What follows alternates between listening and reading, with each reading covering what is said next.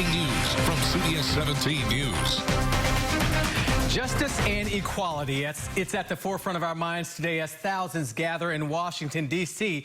on the anniversary of the 1963 Civil Rights March on Washington. In Raleigh, those times are being echoed as people will begin assembling to protest the killing of Jacob Blake. Our Mackenzie Stasco is live in downtown where businesses are preparing for protests tonight. And Mac, what's it like out there right now? Well, Angela, as you can see behind me, downtown Raleigh businesses, it looks like most of them are preparing for a hurricane, but they are, of course, instead preparing for the Justice for Jacob Blake protests that are scheduled for downtown Raleigh tonight at 7. That's going to be happening outside of the Old Wake County Courthouse. Businesses here tell me they are certainly hoping for the best, but preparing for the worst.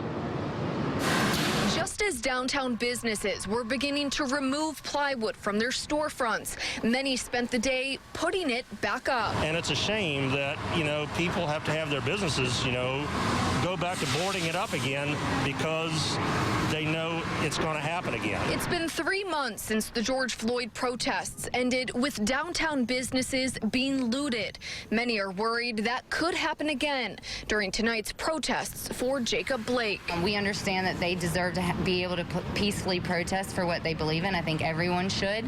Unfortunately, it's turned into a little bit of a different situation, and it's affecting a lot of us downtown. Places like Slice Pie Company and Carol's Kitchen are already prepared. They still have plywood in place of windows after looters smashed in their storefronts back in May. We're just securing everything, just making sure things are locked, the boards are remain up. Well, my hope is that people voices be heard and people businesses be respected. And we are certainly hoping that is the case. Now, while most of these businesses here in downtown Raleigh are boarding up like you saw, I did speak with one business owner who says that he plans, quite frankly, to rely on the Castle Law, which is a state law in North Carolina. He plans on using that to stand his ground and protect his business with a gun instead of plywood. For now, live in downtown Raleigh, Mackenzie Stasco, CBS 17 News. Mackenzie, thank you. And again, the curfew in Raleigh is set to begin at 10 o'clock tonight, but the city is shutting down the following roads beginning now until 5 p.m. on Sunday. Now, those are Fayetteville Street between Morgan Street and Davie Street, Hargate Street between Salisbury Street and Wilmington Street, and Martin Street between Salisbury Street and Wilmington Street.